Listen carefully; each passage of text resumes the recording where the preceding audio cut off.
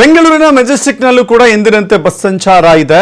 ಆದರೂ ಕೂಡ ಪ್ರಯಾಣಿಕರಿಗೆ ಬಸ್ ಸಂಚಾರ ಬಂದಾಗುವ ಆತಂಕ ಕಾಡ್ತಾ ಇದೆ. ಹೀಗಾಗಿ ಬಸ್ ನಿಲ್ದಾಣದಲ್ಲಿ ಪ್ರಯಾಣಿಕರ ಸಂಖ್ಯೆ ಇಳಿಕೆ ಕಾಣಿಸ್ತಾ ಇದೆ. ಎಂದಿನಂತೆ ಜನಸಂಖ್ಯೆಯನ್ನು ನೋಡಿದ್ರೆ, ಯಾಕಂತ ಹೇಳಿದ್ರೆ ಬೆಂಗಳೂರಿನ ಮೆಜೆಸ್ಟಿಕ್ ಇದೆಯಲ್ಲ, ಬೆಂಗಳೂರಿನ ಹೃದಯ ಭಾಗ ಅದು.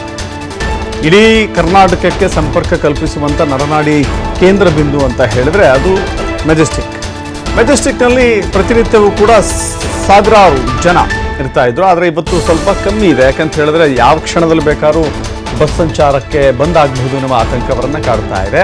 ಮಾರ್ನಿಂಗ್ ಶಿಫ್ಟ್ನ ಎಲ್ಲ BMTC ಬಸ್ಗಳ ಸಂಚಾರ ಎಂದಿನಂತೆ ಇತ್ತು. ಬಸ್ಗಳ ಸಂಚಾರ ಸರಾಗವಾಗಿ ಸಾಗ್ತಾ ಇತ್ತು. ಆದರೆ ಪ್ರಯಾಣಿಕರ ಸಂಖ್ಯೆ ಮಾತ್ರ ಇಳಿಮುಖವಾದಂತೆ ಕಾಣಿಸ್ತಾ ಇತ್ತು. ಸರಿಸುಮಾರು ಬೆಂಗಳೂರಿಗೆ ಪ್ರತಿನಿತ್ಯವೂ ಕೂಡ 1 ಲಕ್ಷಕ್ಕೂ ಅಧಿಕ ಜನ ಬೆಂಗಳೂರಿಗೆ ಬರ್ತಾರೆ.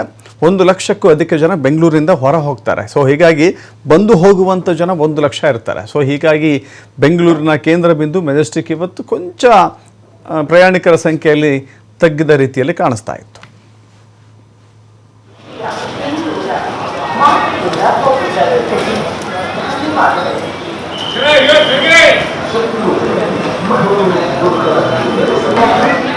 ಮತ್ತಷ್ಟು ಇದೇ ವಿಚಾರವಾಗಿ ನಮ್ಮ ಪ್ರತಿನಿಧಿ ಮೆಜೆಸ್ಟಿಕ್ನಿಂದ ಒಂದು ಪ್ರತ್ಯಕ್ಷ ವರದಿಯನ್ನು ಕೊಟ್ಟಿದ್ದಾರೆ, ನೋಡೋಣ.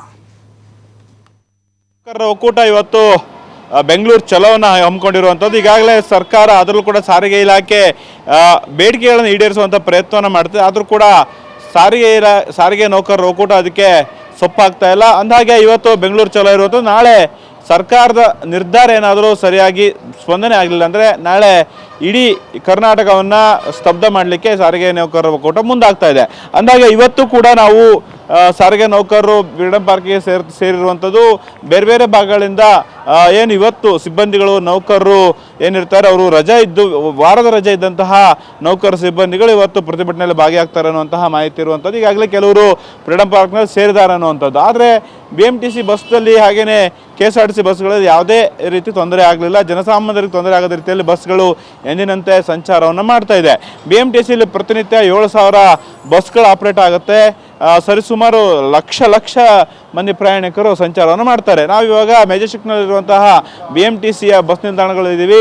ಸಹಜವಾಗಿ ಪ್ರಯಾಣಿಕರು ಎಂದಿನಂತೆ ನಗರದ ಬೇರೆ ಬೇರೆ ಭಾಗಗಳಿಗೆ, ಬಡಾವಣೆಗಳಿಗೆ, ಏರಿಯಾಗಳಿಗೆ ಜನರು ತೆರಳುತ್ತಾ ಇರುವಂಥ ದೃಶ್ಯಗಳನ್ನು ನಾವು ಕಾಣ್ಬೋದು.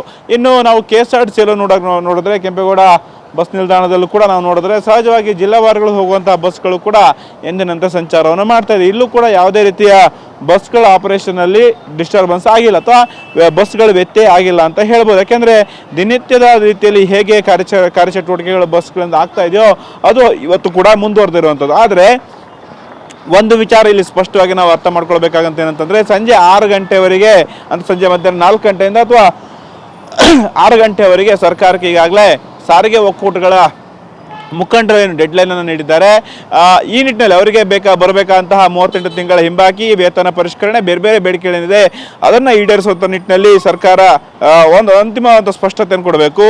ಇಲ್ಲವಾದಲ್ಲಿ ನಾವು ನಾಳೆ ಬಸ್ಸನ್ನು ನಿಲ್ಲಿಸಬೇಕಾಗುತ್ತೆ ಅನ್ನುವಂತಹ ಸ್ಪಷ್ಟನೆ ಅಥವಾ ಖಡಕ್ ಎಚ್ಚರಿಕೆ ಈಗ ಸರ್ಕಾರಕ್ಕೆ ನೀಡಿದೆ. ಆ ನಿಟ್ಟಿನಲ್ಲಿ ಸರ್ಕಾರ ಯಾವ ನಿರ್ಧಾರ ತೆಗೆದುಕೊಳ್ಳುತ್ತೆ ಅನ್ನೂ ಕೂಡ ನೋಡಬೇಕಾಗುತ್ತೆ. ಕ್ಯಾಮ್ರಾಮನ್ ಪಂಪಾಪಲ್ ಜೊತೆ ಗಣೇಶ್ ಹೆಗಡೆ, TV5 ಕನ್ನಡ, ಬೆಂಗಳೂರು.